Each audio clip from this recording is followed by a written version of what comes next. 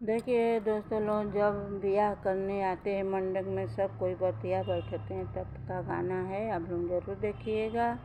अच्छा लगे तो कमेंट ज़रूर करिएगा, सब्सक्राइब लाइक ज़रूर करिएगा। मड़वे के यारी यारी हमरे कवन पापा के लगावे जी, हमरे कवन भैया के लछली खान जी, हमरे कवन भैया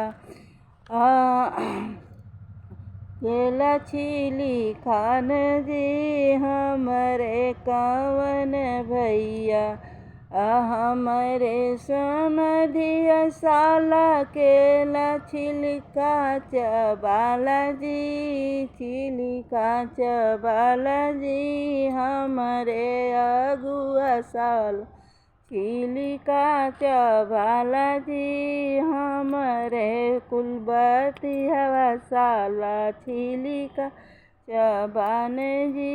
मड़वे के यारी यारी हमरे कवन चाच के लगाव जी, हमरे कवन भैया के लछिली खान जी, हमरे कवन भैया हमरे कुलबतिया साला छिलिका चबाला जी, छिलिका चबा के अगुआ समधी बउरान जी, हमरे अगुआ साला छिलिका चबाला जी, छिलिका चबा के समधी साला बउरान जी।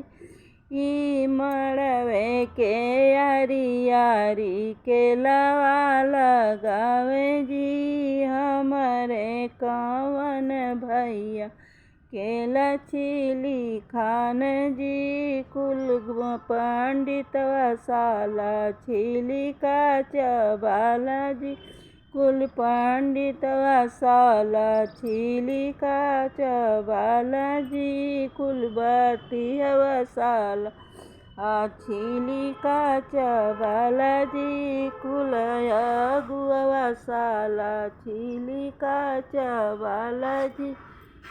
मड़वे के यारी यारी के लगाव जी, हमरे कवन भैया के लछिली खान जी, के लछिली छिली छिलिका हो फेंक समधी साल जी, छिली छिली छिलिका हो हमरे अगुआ साला छिलिका चबाला जी, हमरे अगुआ साला।